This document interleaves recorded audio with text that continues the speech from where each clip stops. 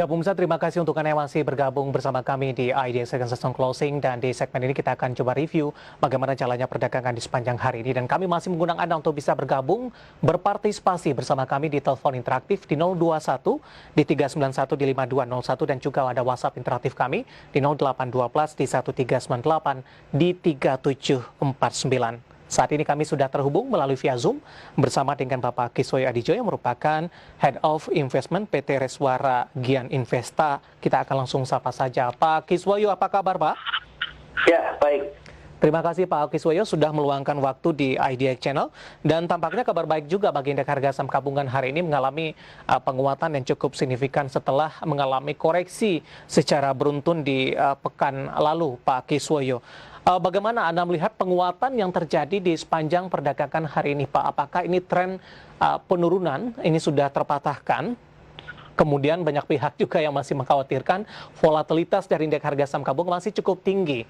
Kenaikan yang terjadi hari ini merupakan kenaikan sesaat saja dan merupakan momentum untuk exit karena masih ada peluang indeks harga saham gabungan untuk koreksi lebih dalam lagi. Analisis Anda, Pak Kiswoyo?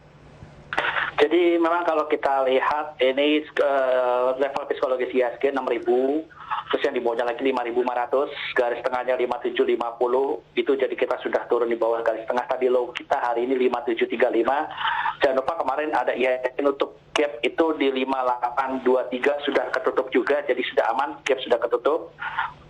Garis tengah dari dua level psikologis 5.750 juga sudah sempat ditembus, tapi buru-buru di bawah naik, bahkan kebutnya langsung di bawah naik di atas 6.000 gitu kan. Jadi memang kalau dibilang kekhawatiran ada istilahnya teori kucing mati atau dead catch bond, itu memang benar masih ada kemungkinan itu berlaku karena setelah 7 hari merah berturut-turut ini memang di luar prediksi perkiraan bahwa kok bisa IHSG 7 candle merah terus menerus gitu ya. Iya. Dan ini hari ke-8-nya itu gitu kan ya. Jadi itu memang ada kemungkinan teori dead catch bond-nya masih bisa berlaku. Jadi saya tidak bilang itu nggak mungkin nggak. Tapi setidaknya gini, selama IHSG masih berada di atas level 6.000, kita masih bisa tenang. Karena saya tegaskan lagi perjalanan kita masih panjang, masih jauh. Karena Desember target kita tahun ini adalah 6.800. Kemarin memang ada begitu banyak sedikit goncangan karena pertama ada for sale dan juga dari margin-margin yang begitu banyak, dan setelah 7 hari itu harusnya sudah bersih. Terus jangan lupa juga IDX ada penyesuaian sektor baru, jadi seperti pegas yang dulu masuk infrastruktur sekarang masuk ke energi. Yeah. Terus juga ada sektor consumer juga sekarang ada 2 gitu kan.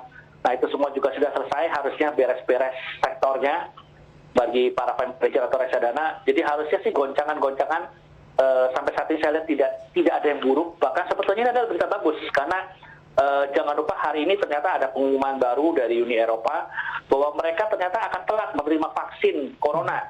Jadi mereka mengandalkan AstraZeneca dari Inggris sudah mulai vaksin sama seperti kita, tapi ternyata mereka belum terima vaksinnya karena ternyata ada dalam klausul perjanjian mereka AstraZeneca-nya itu bilang kita best effort.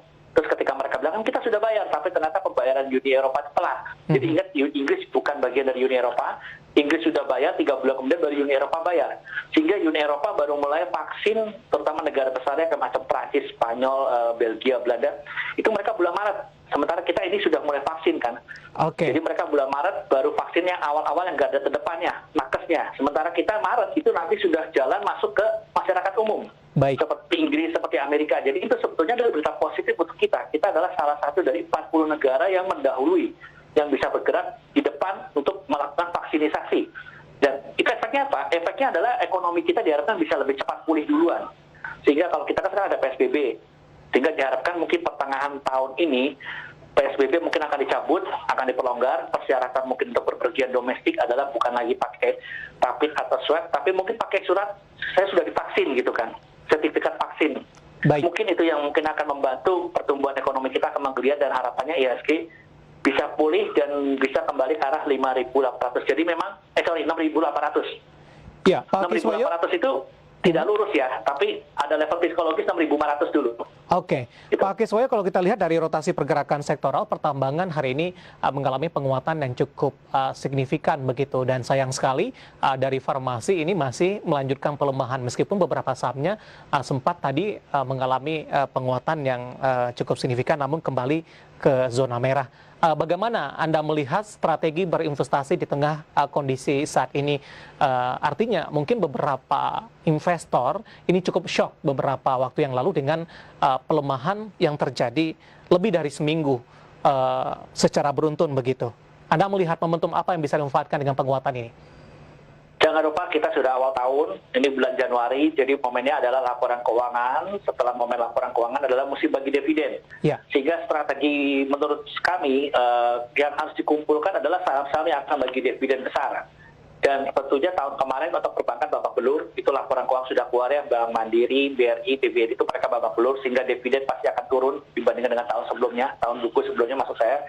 Sehingga dalam rangka menyambut IHSG di tahun ini 6.800, jadi harusnya kita fokus kepada saham-saham yang akan membagi dividen besar dengan tahun kemarin tidak kena pukul. Kita sebut saja misalnya Telkom. Telkom itu laporan tahun-tahun tidak kena pukul, beda dengan perbankan. Terus juga sektor konsumer seperti INDF, ICBP itu mereka masih tahan banting karena di masa sulit corona pun laporan keuangan mereka tidak turun. Diharapkan dividennya untuk tahun buku 2020 ini tidak beda jauh dengan tahun buku 2019. Jadi kalau mau berinvestasi untuk para investor ataupun juga para trader lebih amannya saat ini fokus kepada saham-saham yang akan dibagi dividen besar dulu. Setelah itu baru kita akan cari lagi saham blue chip lainnya akan menggerakkan IHSG. Kita ingat target IHSG itu adalah masih arah LTH, all time high kita belum tercapai. Sementara Dow Jones kemarin-kemarin sudah bikin all time high baru, kita belum.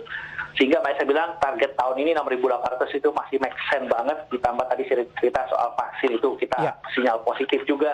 Jadi memang fokus kita adalah saham yang bagi dividen besar dulu. Ini karena sebentar lagi karena musim laporan keuangan dan dilanjutkan dengan musim bagi dividen. Baik, begitu. Pak Kiswoyo, ini kan berlangsung untuk beberapa minggu ke depan, Pak. Tapi kalau kita lihat secara harian, ini pergerakan indeks harga saham gabungan, volatilitasnya juga cukup tinggi, Pak. Bagaimana Anda melihat untuk dari jangka pendeknya, untuk day trade? Untuk day trade, jadi intinya jangan beli pada saat hijau. Seperti hijau-hijau begini, jangan beli. Tapi kalau waktu merah, beli gitu.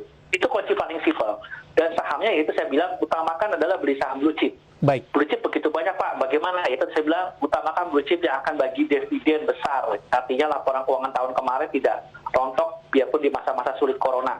Nah, udah trending aja di situ, yang mau invest, nanti menjelang musim bagi dividen itu harga sahamnya biasanya kan bergejolak naik.